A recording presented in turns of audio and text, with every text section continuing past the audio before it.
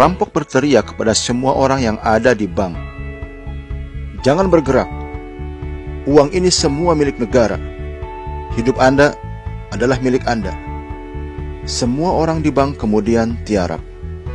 Hal ini disebut dengan mind changing concept, yaitu merubah cara berpikir.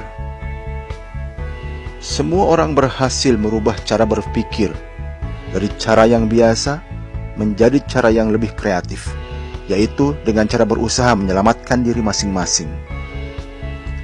Kemudian, salah satu nasabah yang seksi mencoba merayu perampok, tetapi malah membuat perampok marah dan berteriak, "Yang sopan, Mbak. Nanti saya kena pasal pelecehan seksual, bukan pasal perampokan." Hal ini disebut being profesional, bertindak profesional, fokus hanya pada pekerjaan sesuai prosedur yang diberikan.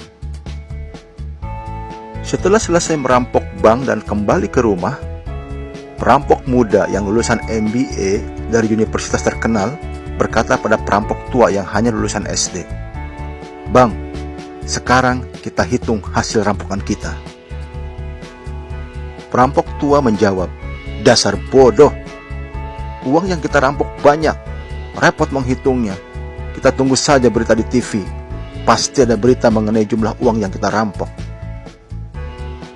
Hal ini disebut experience atau pengalaman, di mana pengalaman jauh lebih penting daripada selembar kertas dari universitas.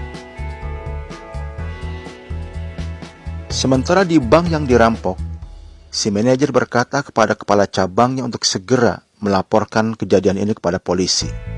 Tapi kepala cabang berkata, "Tunggu dulu.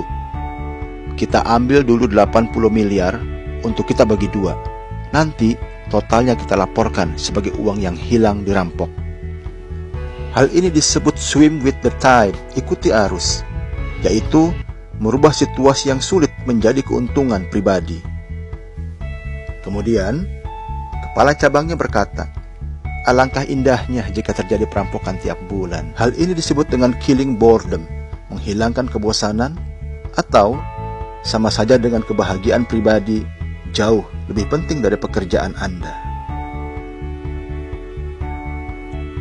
Keesokan harinya, ketika ada berita di TV, dilaporkan kehilangan uang 100 miliar yang dirampok dari bank. Perampok menghitung uang hasil perampokan dan perampok sangat murka sekali. "Kita susah payah merampok cuma dapat 20 miliar. Ternyata orang bank tanpa usaha apapun dapat 80 miliar. Lebih enak jadi perampok yang berpendidikan rupanya." Hal ini disebut sebagai knowledge is worth as much as gold. Pengetahuan lebih berharga daripada emas.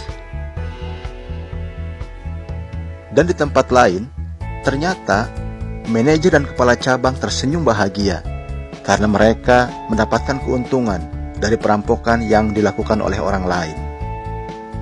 Hal ini disebut sebagai seizing opportunity, yaitu berani mengambil resiko.